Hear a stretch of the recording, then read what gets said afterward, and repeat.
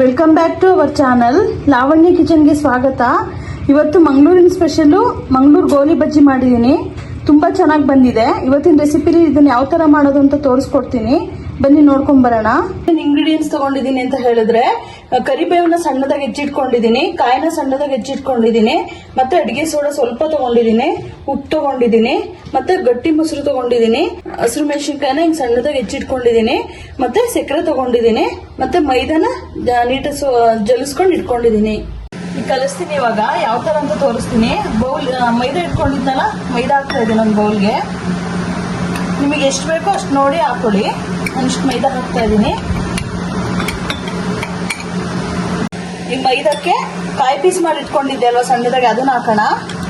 ಸ್ವಲ್ಪ ಕಾಯಿ ಹಾಕಿದ್ರೆ ತಿನ್ನಕ್ಕೆ ಅದು ಒಂಥರ ಇದು ಕೊಡುತ್ತೆ, ಚೆನ್ನಾಗಿರುತ್ತೆ.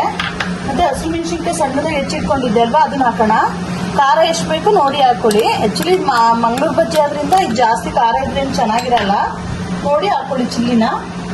ಮತ್ತೆ ಜೀರಿಗೆ ಹಾಕೊಳ್ಳೋಣ. ಜೀರಿಗೆ 1 ಸ್ಪೂನ್ ತಗೊಂಡಿದ್ದೀನಿ ನಾನು. ಜೀರಿಗೆ ಒಂದು ಫ್ಲೇವರ್ ಕೊಡುತ್ತೆ, ಅದಕ್ಕೋಸ್ಕರ ಹಾಕೋದು.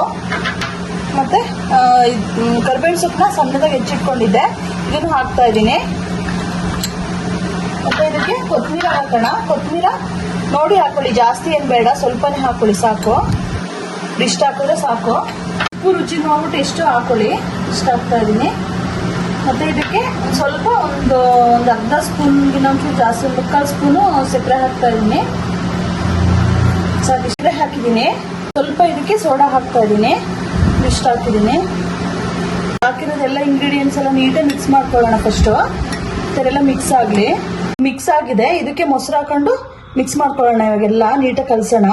ಒಂದು ಕೈಯಲ್ಲೇ ಕಲಿಸ್ತಾ ಇದ್ದೀನಿ ಮೊಸರು ಹಾಕ್ಬಿಟ್ಟು. ಇವಾಗ ನೋಡಿ, ಈ ಥರ ಸ್ವಲ್ಪನೇ ಮೊಸರು ಹಾಕೊಂಡು ಈ ಥರ ಕಲಿಸ್ಕೊಳ್ಳಿ. ನೋಡಿ, ಇದಕ್ಕೆ ಮೊಸರು ಹಾಕಿ ಕಲಸಿದ್ದೀನಿ. ಇದಕ್ಕೆ ಸ್ವಲ್ಪನೇ ನೀರು ಹಾಕೊಂಡು ಕಲಸೋಣ. ಸ್ವಲ್ಪನೇ ಹಾಕೊಂಡು ಸ್ವಲ್ಪ ಗಟ್ಟಿನೇ ಕಲಿಸ್ಕೊಳ್ಳಿ. ನೋಡಿ, ನಾನು ಅದಕ್ಕೆ ಕಲಿಸ್ಕೊಂಡಿದ್ದೀನಿ. ಈಗ ಎಣ್ಣೆ ಕಾಯಕ್ಕೆ ಇಡೋಣ. ಇದು ರೆಡಿ ಆಗಿದೆ ಹಿಟ್ಟು. ಎಣ್ಣೆ ಕಾದಿದೆ, ಬಜ್ಜಿ ಬಿಡೋಣ.